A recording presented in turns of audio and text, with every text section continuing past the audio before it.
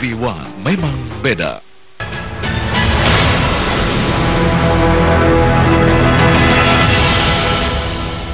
Namun yang mengejutkan Pak, ketika Jumat pekan lalu, tepatnya pada tanggal 1 Mei dini hari, dilakukan penangkapan terhadap Novel Baswedan yang merupakan penyidik KPK aktif begitu. Kasus ini sesungguhnya kasus lama begitu Pak. Ketika Presiden ke-6 Republik Indonesia Susilo Bambang Yudhoyono waktu itu pernah memberhentikan kasus ini karena ada indikasi dan rentan sekali membuka luka lama hubungan antara KPK dan Polri, pasang surut hubungan kedua institusi lembaga hukum ini. Lantas, mengapa kemudian kasus ini kesannya seperti dikebut begitu Pak? Ya begini, saya berkali-kali saya sampaikan bahwa kasus yang dulu itu penjelasannya bahwa kasus tersebut ditunda karena timingnya tidak tepat, sehingga kasus ini belum diberhentikan. Nah sekarang penyidik ini berpikiran bahwa ini kasus tentu harus segera bisa diselesaikan karena memang supaya tidak terjadi kadaluarsa pada tahun depan. Tahun depan begitu. Iya. Namun ketika berbicara masalah timing, kita masih mengingat sesungguhnya Pak bahwa belakangan sebelum Anda dicalonkan sebagai Kapolri begitu, ya, hubungan antara dua institusi ini sedang rentan sekali sesungguhnya Pak, setelah adanya penetapan tersangka pada Komjen Budi Gunawan waktu itu sebagai calon Kapolri tunggal yang saat ini sudah jadi Wakapolri, kemudian Abraham Samad sebagai tersangka, kemudian Bambang Wijoyanto juga sempat dilakukan penangkapan. Ya, waktu itu kan memang kasus-kasus yang terkait dengan KPK itu kan kita sudah ada kesepakatan dengan pimpinan KPK dengan kejaksaan bahwa kasus yang masuk pada tahap penyidikan tetap dilanjutkan. Hanya waktunya, waktu itu di-hold supaya cooling down. Nah ini yang menjadi pedoman. Nah kapan kasus ini dilakukan? Barangkali memang yang menjadi pertimbangan kasus ini rame lagi karena ada penangkapan, itu yang dilakukan. Padahal sebetulnya kalau kita lakukan pemanggilan saja, itu bisa akan smooth pelaksanaannya. Baik, berarti benar indikasi bahwa kemudian isu menyatakan bahwa Pak Kapolri tidak mengetahui penangkapan waktu itu. Ya kan ini kan secara teknis diserahkan pada penyidik khususnya di Barreskrim Polri. Itu secara teknis. Oleh karena itu sehabis itu kita lakukan evaluasi dan sudah saya kasih instruksi bahwa seluruh kasus-kasus yang terkait dengan personil KPK, apakah pimpinan ataupun pegawai KPK, segala tindakan yang terkait dengan kasus itu harus seizin Kapolri. Harus izin Kapolri, ya. Begitu Pak. Ya. Dan itu pula sehingga saya bisa kontrol terhadap apa yang dilakukan oleh penyidik. Saya sudah ketemu beberapa kali dengan pimpinan KPK dan kita sudah sepakati bahwa kasus ini nantinya penanganan. Pemirsa, kita masih bersama Indonesia Lawyers Club dalam diskusi KPK versus Polri ternyata belum berakhir. Sekarang saya mau update kasus Abraham Samad di Sulawesi Selatan dengan Direskrimum Polda Sulsel Bar, Pak Joko Artanto. Iya Pak. Gimana perkembangannya Pak? Terima kasih Pak Karni. Sekaligus pada kesempatan malam hari ini kami menyampaikan kepada masyarakat bahwa kasus terhadap Pak AS sampai dengan sekarang kita sudah selesai melakukan pemeriksaan saksi-saksi, kemudian juga terakhir kemarin sebagai tersangka, dan alhamdulillah hari Senin kemarin berkas sudah jadi dan sudah kami limpahkan ke JPU. Jadi sekarang berkas sudah berada di kejaksaan dalam penelitian jaksa. Selanjutnya kami menunggu petunjuk jaksa apakah P19 atau barangkali bisa langsung P21. Kasusnya apa jadinya yang didapatkan bukti-buktinya oleh Polda Sulawesi Selatan? Baik Pak, di dalam penanganan kasus ini kami sudah mendapatkan banyak bukti Pak. Artinya dari bukti keterangan saksi, kemudian bukti ahli, kemudian juga surat petunjuk, itu sudah kita dapatkan semua. Kemudian hasil penelitian dan analisa dari penyidik bahwa Pak AS ini memenuhi unsur pada pasal 264 ayat 1 sub 266 ayat 1 dan atau pasal 93 Undang-Undang nomor 20 kami ulangi, pasal 93 Undang-Undang nomor 23 tahun 2006 dan yang sudah diperbarui menjadi Undang-Undang nomor 24 tahun Mungkin 2013. isinya aja perlu diketahui publik. Apa itu, Pak? Isinya adalah tentang kependudukan. Kependudukan. Ya, kependudukan. Bukan Pemalsuan dan dalam kependudukan, dokumen dalam kependudukan. Tapi kita juga mendengar Polda kepingin menahan ketika itu. Ketika periksa, bahkan sudah menahan. Iya, memang betul Pak Karni. Pada waktu itu kami mempunyai dua alasan. Yang pertama adalah alasan subjektif, di mana terhadap Bapak S ini ketika kita lakukan pemeriksaan ini masih banyak yang disampaikan yang kurang kooperatif, sehingga walaupun kami juga tidak menuntut pengakuan, tetapi ini merupakan salah satu persyaratan kami bahwa dalam persyaratan subjektif itu bisa kita lakukan tindakan penahanan, dan juga persyaratan objektif bahwa dalam pasal 21 ayat 4 KUHP ini ancaman lebih dari 5 tahun, sehingga kami laksanakan penahanan saat itu. Kenapa gagal ditahan? Ya, karena memang dari pengacara Pak S mengajukan permohonan penangguhan penahanan, sehingga kami mempertimbangkan itu. Bukan karena ada perintah dari Jakarta? Tidak, Pak. Tidak ada perintah dari Jakarta. Yang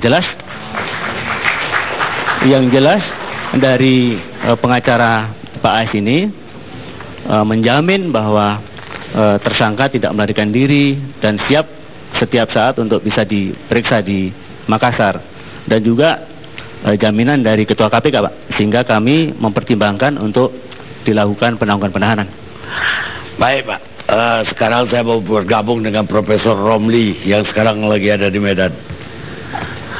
Selamat malam, Prof.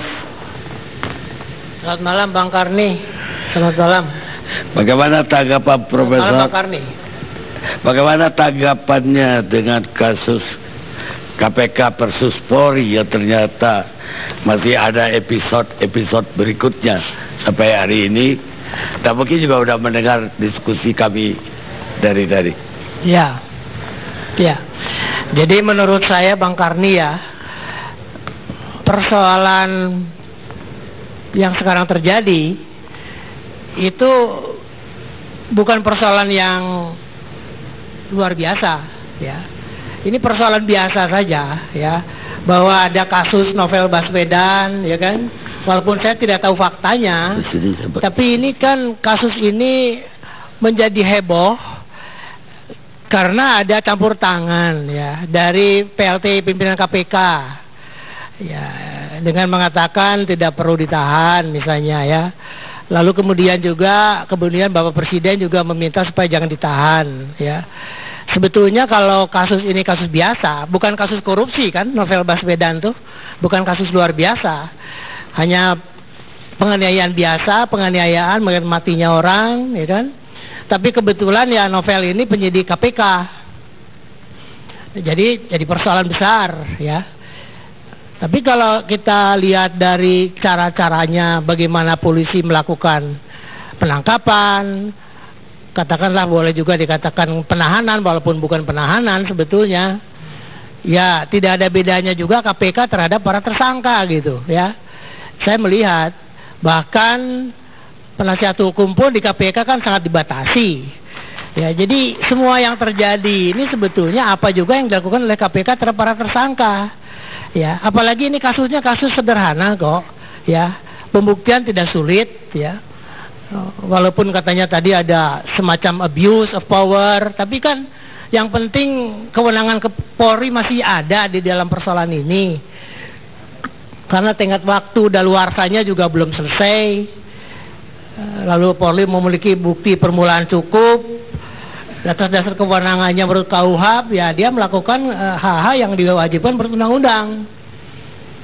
Saya lebih apresiasi setelah mendengar Novel Baswedan mengajukan pra-peradilan. Memang itu mekanisme yang betul. Di dalam satu negara hukum ada aturan-aturan. Kalau kita dalam tersangka keberatan, ada aturannya seperti itu. Tidak perlu harus kemudian membentuk opini publik yang berkelebihan. Ya, tinggal disiapkan saja oleh Novel Baswedan bukti-bukti yang cukup. Ya, kalau mau pra-peradilan kan kita lihat apakah Polri itu merekayasa atau tidak, gitu kan. Jadi saya kira ini bukan soal yang istimewa. Dan ini juga tidak mencerminkan KPK dan Polri menurut saya. Ini persoalan pribadi Novel Baswedan. Tempus deliktinya juga dia waktu itu kasat serse, bukan penyidik KPK kok, ya. Jadi apa yang jadi masalah tidak ada hubungan dengan institusi ini. Karena persoalannya persona. BW sebagai pengacara dulu, Samad bukan sebagai pimpinan KPK juga dulu. Jadi sebetulnya personil, hanya kebetulan dia sekarang menjadi pimpinan KPK, menjadi penyidik KPK. Tapi kalau sekarang setiap ada penyidik KPK yang bermasalah, yang juga polisi juga, dipersoalkan juga, diintervensi juga, saya kira ini presiden buruk menurut saya, ya. Jadi bagaimana asas persamaan di muka hukum? Ya, kalau semua seperti ini, ya nanti juga akan semua orang melakukan hal yang sama. Sekarang pertanyaan berikut, apa boleh nggak sekarang kalau KPK menahan penyidik Polri misalnya, lalu Polri kemudian ikut campur, jangan ditahan, boleh nggak gitu? Nah, ini persoalan-persoalan ini mangkut. Saya lihat ini sepertinya kok ada di mana superioritas asas persamaan di muka hukum di Republik ini kalau begini, ya. Kasus yang biasa-biasa saja menurut saya, hanya ada katakanlah pelaksana tugas wewenang yang dikatakan abuse sampai ada orang teraniaya, ditembak, meninggal. Itu kan biasa-biasa saja, tapi karena ini menyangkut polisi yang dulu aktif, ya dia harus dilanjutkan. Ya, tidak bisa tidak harus dilanjutkan. Kalau mau ditahan, itu hak subjektif polisi kok. Kewenangannya ada di dalam KUHP. Penyidik KPK juga kan bisa menahan seseorang, ada haknya, ada kewenangannya. Tidak perlu ada protes menurut saya. Ya, kalau kita memang mengatakan bersama di muka hukum, ya semua sama, nggak ada yang beda. Ya, sampai Bapak Presiden meminta jangan ditahan, itu juga saya agak kaget ya. Presiden urusan negara kan sangat banyak, masa untuk urusan Novel Baswedan kok aneh saya. Apa tidak ada lagi urusan yang lebih penting dari itu, ya? Ini satu hal yang perlu kita kritisi ini. Jangan ada lagi seperti ini, ya. Penyidik menurut pengetahuan saya punya kewenangan yang khusus untuk menyidik, untuk menangkap, menahan. Kalau keberatan ada pra-peradilan. Itu putusan Sarpin itu pakai itu, jangan dicela. Justru dia membuka hak semua orang untuk mengajukan keberatan. Jadi kalau negara hukum, ikuti prosedur hukum, jangan opini yang dibentuk. Nggak ada gunanya opini itu dalam peradilan nanti, nggak ada, tidak akan dipertimbangkan hakim. Percaya sama saya, hakim tentu akan melihat bukti-bukti. Di dalam hukum acara pidana, praktek perkara pidana, evidence itu yang berbicara, bukan opini. Ingat saja. Apalagi evidence-nya illegal evidence, makin parah lagi itu. Ya. Sekarang pertanyaan saya, apakah KPK tidak pernah melakukan kekeliruan? Coba tanya ke Pak Ruki itu sama Adianto Seno Haji. Ada 36 tersangka di sana kan, yang belum beres, tertunggak. Ya, kemudian mana bukti-buktinya sampai sekarang? Pertanyaan saya, abuse of power itu ada di mana sebetulnya? Jadi kalau kita mengatakan KPK itu epicentrum pemberantasan korupsi, di sanalah harus dimulai ditegakkan due process of law. Jangan kepada orang lain mengatakan melanggar hak asasi, tetapi dalam kinerja KPK ada pelanggaran hak asasi. Ini saya tidak suka saya, ya. Hati nurani saya tersentuh ini. Tidak ada keadilan yang abadi. Tidak ada superioritas hukum pada siapapun, pada lembaga manapun. Saya tahu KPK itu saya juga ikut mendirikan, tapi saya tidak a priori KPK itu harus kemudian menjadi malaikat. Enggak, kita harus kritisi justru. Jangan kita kemudian a priori setiap penyidik KPK, lama-lama pegawai KPK tukang ketik pun akan minta imunitas. Ini udah nggak benar lagi saya kira ini. Jadi perlu ada pencerahan. Saya minta itu ICW Pukat kritisi itu KPK. Kalau memang tahu ada ketidakbenaran, katakan yang benar-benar, yang salah-salah. Tidak ada bahwa di Republik ini pemberantasan korupsi hanya berhasil kalau ada KPK. Tidak ada. Coba baca undang-undang KPK, penjelasannya. Trigger mekanisme KPK itu counterpart terhadap polisi dan kejaksaan. Jadi bukan monopoli. Tidak ada monopoli bagi KPK. Bukan monopoli KPK pemberantasan korupsi itu. Penegakan hukum itu bukan. Polisi, kejaksaan juga termasuk lembaga yang harus kita hargai, respect. Kalau ada kesalahan di kepolisian, Polri, kesalahan di kejaksaan, kesalahan di KPK, pra-peradilan tempatnya. Bukan saling merendahkan, mendegradasikan salah satu institusi. Itu tidak benar. Bahkan cara-cara begini, politik opini, itu yang bisa pertentangan makin tajam antara KPK dan Polri. Itu yang saya tidak suka, ya. Kita negara hukum, kembali ke hukum. Baik, Pak Saya Prof. harapkan Presiden juga bertindak sesuai dengan konstitusi dan undang-undang. Jangan terus mendengar laporan dari sepihak, ya, kemudian langsung memberi perintah pada Kapolri. Itu maaf saja, ya. Memang betul Presiden itu kepala negara, tapi urusan teknis penyidikan bukan urusan Presiden. Itu urusan penyidik dan kabar reskrim. Sama saja dengan di KPK.